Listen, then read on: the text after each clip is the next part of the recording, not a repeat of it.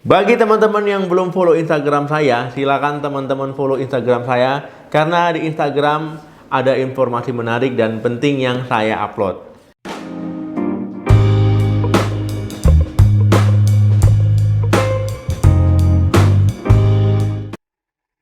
Halo, assalamualaikum warahmatullahi wabarakatuh. Balik lagi di channel saya. Semoga teman-teman semua selalu dalam keadaan sehat. Amin. Teman-teman yang memiliki rinitis alergi, ya ini bisa kambuh, ya bisa kumat kalau seandainya teman-teman menghirup alergen ataupun menghirup sesuatu yang menjadi penyebab ataupun pemicu. Ya, misalkan polusi udara, parfum, kemudian juga bau-bauan serbuk sari ya, serbuk sari. Kemudian ataupun hal-hal lain yang menjadi pemicu alergen ya, jadi alergen. Nah, kalau seandainya teman-teman terkontaminasi ataupun menghirup alergen tersebut, ya teman-teman bisa kambuh rinitisnya ya. Bisa bersin-bersin, ya bisa hidungnya mampet, hidungnya meler, ya macam-macam gejalanya. Nah, pada video kali ini kita akan membahas cara mengatasi rinitis alergi secara alami. Nah, teman-teman, sebelumnya sudah saya bahas tentang rinitis alergi ya, ada di video sebelumnya, tinggal ditonton ya, diketik saja rinitis alergi Sadam Ismail ataupun rinitis alergi Dr. Sadam Ismail, ketik saja di YouTube nanti keluar. Walaupun rinitis alergi ini sulit disembuhkan, tetapi bukan berarti kita biarkan saja ya. Kita juga harus mengurangi resiko kekambuhan, harus menjaganya ya supaya tidak kambuh. Nah, untuk mengatasi rinitis alergi atau mengobati rinitis alergi itu ada cara medis dan juga cara alami. Nah, untuk video ini kita bahas cara alami. Jadi tidak ada salahnya teman-teman mencoba cara ini ya sebelum menggunakan cara yang medis. Nah, teman-teman, cara ini bisa mengatasi ataupun untuk mengobati rinitis alergi yang ringan, ataupun teman-teman mau mengkombinasikan, misalkan teman-teman sudah pakai medis, mau pakai cara ini juga boleh. Nah, jadi ada beberapa cara yang bisa teman-teman lakukan untuk mengatasi rinitis alergi. Yang pertama adalah menghindari hewan peliharaan. Nah, teman-teman yang punya hewan peliharaan, yang memelihara hewan peliharaan, sebaiknya jangan biarkan hewan peliharaannya itu bebas berkeliaran di dalam rumah, ya di kamar, di ruang tamu, di tempat makan. Nah, ini nanti pas bulunya rontok, ini bisa memicu reaksi alergi. Nah, ini bukan dari bulunya sebenarnya. Nah, di bulunya yang ditakutkan ada sel kulit mati, ya kemudian juga ada urin ya. Nah, akhirnya itulah yang bisa memicu kekebalan tubuh untuk timbul reaksi alergi.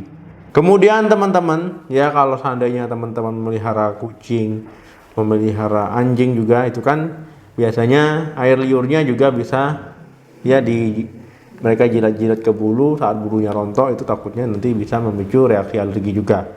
Nah, jadi ada beberapa tips yang bisa teman-teman gunakan kalau memang teman-teman punya hewan peliharaan. Yang pertama, tempatkan hewan peliharaan itu di satu ruangan saja ya, jadi jangan sampai berkeliaran kemana-mana. Yang kedua, jangan tidur sama hewan peliharaan ya, misalkan teman-teman tidurnya berdua hewan ya, itu sebaiknya dihindari kalau teman-teman memiliki rinitis alergi. Nah, yang ketiga, pastikan teman-teman itu rajin memandikan hewan peliharaannya ya, supaya itu tadi ya menurunkan risiko teman-teman kambuh. Nah, yang keempat, pastikan teman-teman selalu membersihkan kandang ya ataupun ruangan tadi. Nah, untuk ruangan tadi itu jangan pakai karpet, nanti ya nempel di situ banyak. Nah, itu tadi ya tip untuk yang punya hewan peliharaan. Nah, jadi itu supaya lebih aman ya, supaya lebih untuk menjaga, mengontrol teman-teman supaya tidak kambuh. Yang kedua, rutin mencuci sarung bantal, spray ataupun selimut. Nah, jadi teman-teman ya, ketika teman-teman di kamar itu sebaiknya harus memperhatikan kebersihan spraynya ya, sarung bantalnya, bahkan selimutnya. Jadi tempat tidur itu harus diperhatikan, takutnya nanti ada tungau, karena tungau itu memang dia memakan sel-sel kulit mati dan dia paling banyak memang di tempat tidur. Nah, kalau seandainya nanti tungau banyak, nah ini bisa menimbulkan reaksi alergi, akhirnya sering kumat-kumat ya. Jadi cuci ya, direbus kalau perlu pakai air panas. dan kemudian dijemur ya, dijemur di matahari.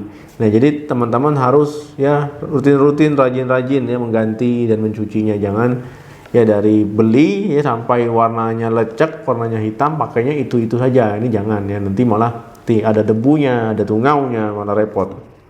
Yang ketiga, menghindari polusi udara. Nah, untuk teman-teman yang aktif di luar rumah ya sebisa mungkin untuk menghindari polusi udara.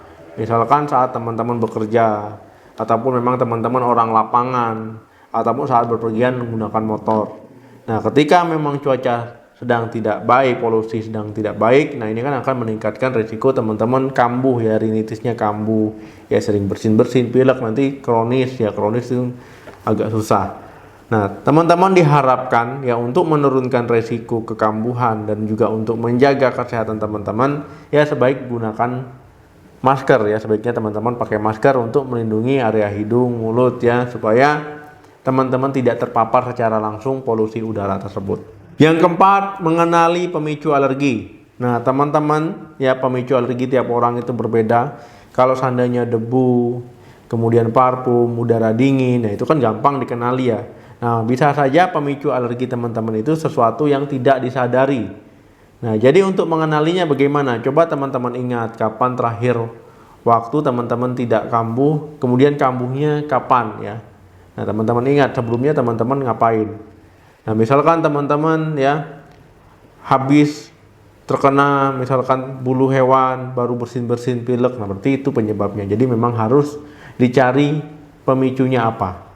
Nah, baru teman-teman bisa tahu ya bagaimana cara mencegah, bagaimana cara menghindarinya. Yang kelima, irigasi hidung. Nah, teman-teman bisa mengirigasi hidung ya. Ini maksudnya dicuci, hidungnya dicuci dengan larutan garam. Teman-teman bisa buat sendiri ataupun beli. Ya paling enak beli di apotik ya, larutan garam fisiologis. Nah, ini bisa teman-teman gunakan ya untuk mencuci hidungnya, ya untuk menghilangkan penyebab iritasinya.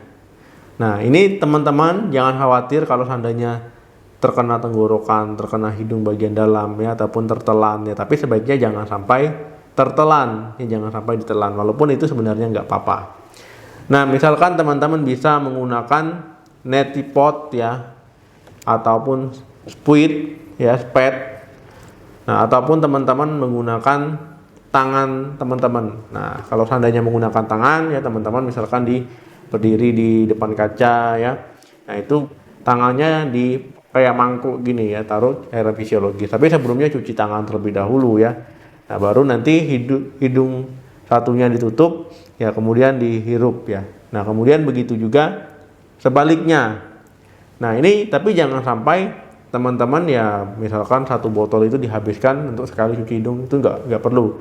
Ya sampai teman-teman merasa nyaman. Nah, kemudian teman-teman kapan saja untuk cuci hidung itu bebas ya, bebas. Nah, mau pagi, sore, mau malam, ataupun mau pagi, sore, malam, 3 kali sehari, 2 kali sehari itu bebas ya. Itu kapan saja, yang penting teman-teman nyaman. Ataupun misalkan teman-teman menggunakannya saat hidung terasa tidak nyaman saja, itu juga boleh. Ataupun memang rutin setiap hari boleh juga ya.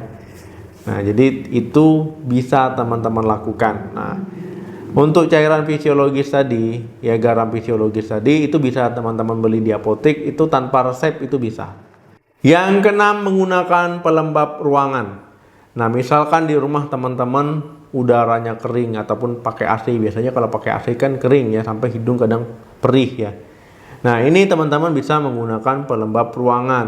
Nah, ini supaya hidungnya tidak kering. Kalau hidung kering itu bisa memperparah kondisi alergi teman-teman, tetapi jangan juga terlalu lembab. Kalau terlalu lembab nanti timbul jamur ya, malah timbul nanti spora dari jamurnya, malah bikin alergi. Nah, ini jangan juga ya. Jadi tidak lembab, tidak kering, jadi yang sedang-sedang saja. Yang ketujuh, menghirup minyak esensial. Jadi maksudnya menghirup uapnya ya. Nah, jadi teman-teman ini bisa meringankan gejala bersin-bersin, pilek, hidung tersumbat, bahkan rasa tidak nyaman di tenggorokan. Nah, cara pakainya gimana? Nah, teman-teman tinggal rebus air ya. Rebus air, kemudian setelah airnya mendidih ya, teman-teman ambil taruh di mangkok. Nah, kemudian bisa teman-teman teteskan minyak esensial 3 sampai 4 tetes ataupun 3 sampai 5 tetes. Nah, ini teman-teman hirup ya uapnya. Nah, itu dihirup 5 sampai 10 menit ya, sampai teman-teman merasa nyaman, ataupun teman-teman pakai alat khusus itu boleh juga. Nah, minyak esensial yang bisa teman-teman gunakan misalkan peppermint ya, kemudian juga lemon, tea tree oil, minyak kayu putih, ataupun chamomile. Nah, itu adalah minyak yang sering digunakan ya untuk mengatasi rinitis alergi. Nah, itu tadi teman-teman ya, cara mengatasi rinitis alergi secara alami. Nah, ini bisa teman-teman lakukan kalau memang tidak berkurang, gejala menetap bahkan bertambah parah, ya sebaiknya teman-teman berkonsultasi ke dokter. Dan kalau seandainya sudah berkonsultasi ke dokter, mau teman-teman kombinasikan dengan cara ini, ya silakan saja. Oke teman-teman, terima kasih yang sudah menonton video ini sampai habis. Jangan lupa like, share, dan komen di video ini. Saya doakan semoga yang sedang sakit segera diberikan kesembuhan dan kita semua selalu diberikan kesehatan. Amin. Sampai ketemu lagi di video saya selanjutnya. Salam sehat. Sampai jumpa.